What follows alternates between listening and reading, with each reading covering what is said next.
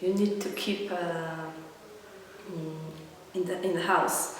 You need to keep a painting with a Jew with a coin to have a good luck with money, to keep the money in the house. There are lots of things like that. Yeah. I think it's harmless, but I don't know. It's harmless, mainly it's harmless, but sometimes it's keeping the stereotypes about Jews which are not good. For example, I have a story of my friend. She's working in a Jewish community in Wrocław, and there was a woman.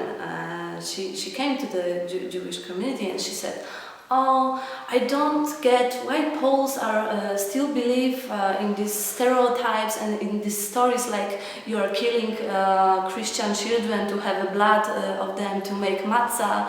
It's so funny and they are so stupid." But just between us, from where do you have this blood for matzah? So you see, there are lots of stereotypes like that.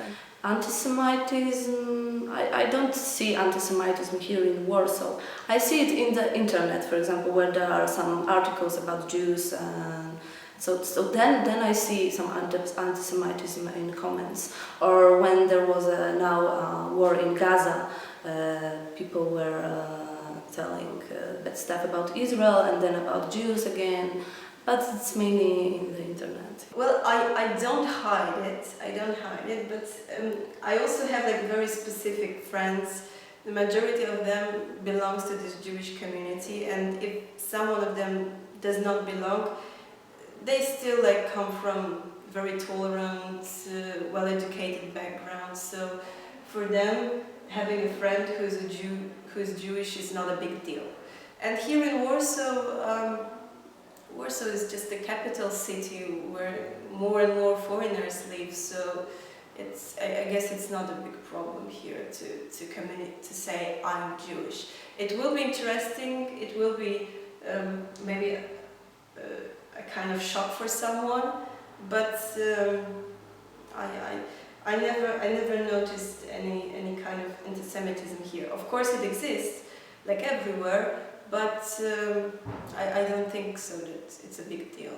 It's as well a place where you can openly be Jewish. There is no trouble, for example, to go during the Shabbat after the service at the synagogue to the Shabbat dinner across the city having kippah on, or I don't know, or having Mogen David on your neck, or Hamsa, or having a mezuzah on your door. It's a place where you can openly be Jewish, and I see that it's an important fact to show the people from abroad that here is the Jewish life. What I know about Poland is my personal experience, so it's the place that I live in and the people that I meet. So for me it feels fantastic. I mean, there is no, I don't know, there's big openness and people are really interested.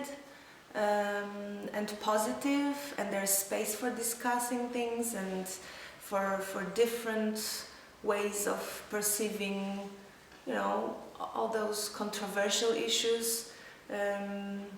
So it's a really easy time. I know it's not like that everywhere and not for everyone. I'm not saying everything is fine. It's not, but the world is just not fine, and it probably will never be.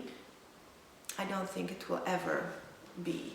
Okay, now we have everything, we took care of everything is clear and there are no problems left. I think that the Polish-Jewish issue is that complex and has such a long history and so many forces in it, the church, that I can even imagine Poland without the Jewish issue.